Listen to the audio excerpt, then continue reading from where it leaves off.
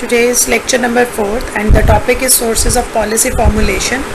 There are some sources of policy formulation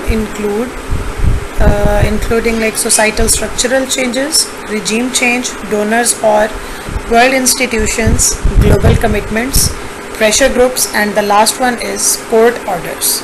So we will start from the first point, that is societal structural changes. It includes basically demographic transition, economic transformation.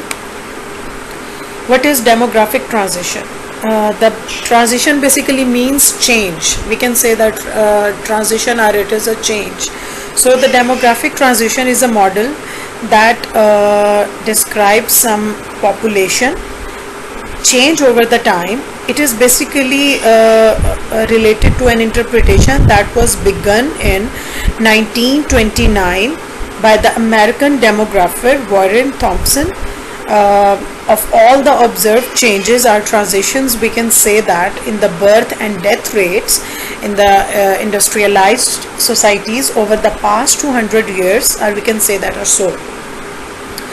So it's a demographic transition. Basically it is related to population, the death or birth rate of the people in industrialized societies over the past 200 years.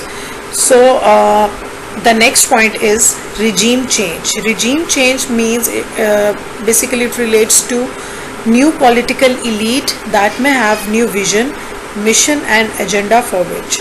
Regime change means when a government changes, or government completes its 5 years tenure, or the next government comes.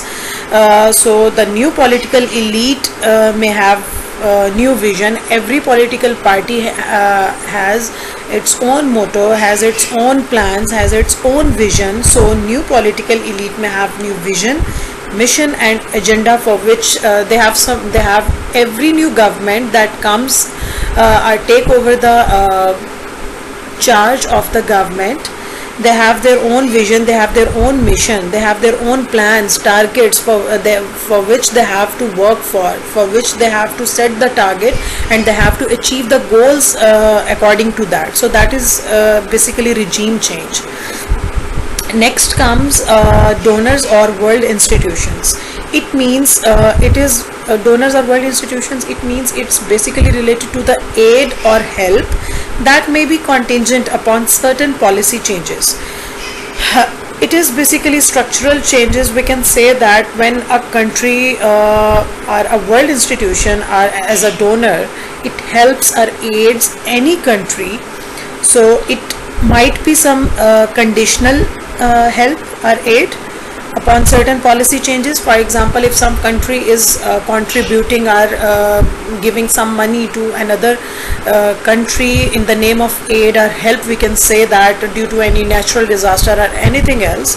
So that might be contingent, like the country that is a donor that would say, I would aid you, I would help you, but in return you have to fulfill some conditions. So that country has to fulfill that conditions for the sake of that aid or help the donor is giving. So it is basically related to, it is also a source of policy formulation. It basically formulates the policy when the condition, when the one country fulfills the conditions, that automatically becomes the source of policy formulation. So the next is global commitments. It means global commitments. It's obvious from the statement global commitments that state enters into international conventions which normally need local policy formulation. It's like simple. When states enters into international conventions, it might be some international agreement, pact, we can say that, or the states sign some memorandum.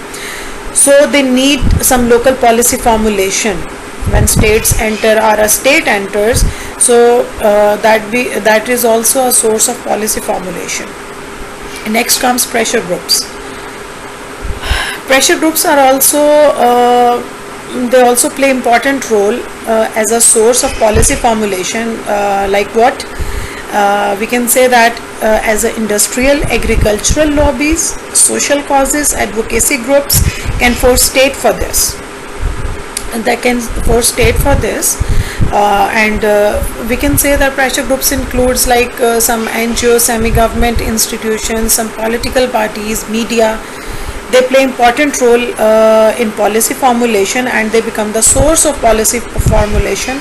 So it might be in any like we can say that it might be in any field like industrial, agricultural lobbies, social causes, advocacy groups can force state for this, like to formulate the policy. So the last one is court orders. It means the superior courts, the highest courts of the country orders for formulating clear policies or review an existing policy while hearing any case. It's so simple, like for example, if the policy has to formulate and it is ordered by some superior courts, and it is the order of some superior court to formulate any clear policy. If some policy is vague or it is not unclear to the parties, so it might be the order given by the superior court of the country to formulate clear policies or review an existing policy while hearing any case. For it's very simple, like we all know that the courts has a duty to decide any case, to adjudicate any case or decide any matter if that is not decided by the parties, between the parties. So while hearing any case, the court decides that this policy is vague or it is unclear, and